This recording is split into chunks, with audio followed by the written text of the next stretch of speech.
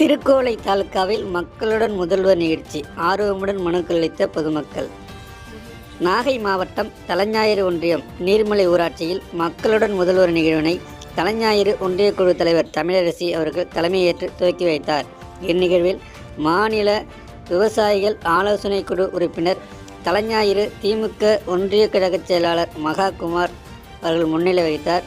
மேலும் இந்நிகழ்வில் திருக்கோளை வட்டாட்சியர் சுதர்சனம், தனி வட்டாட்சியர் முருகு, வட்டார வளர்ச்சி அலுவலர் ராஜு, சிங்காரவேல், ஊராட்சி மன்ற தலைவர்கள் நீர்மலை ராஜேஸ்வரி மதியழகன், துணைத் தலைவர் அந்தோணிராஜ், நத்தப்பள்ளம் ரவிச்சந்திரன், பன்னத்தெரு ரத்தினகுமார், புத்தூர் சாந்தி, ஒன்றிய குழு உறுப்பினர்கள் செல்வி சேவையர், ரம்யா ராஜீவ்காந்தி, ஞானசேகரன் மற்றும் அனைத்து அரசு துறைகளைச் சேர்ந்த அரசு அலுவலர்கள் கலந்து கொண்டு பொதுமக்களிடமிருந்து மனுக்களை பெற்றனர்.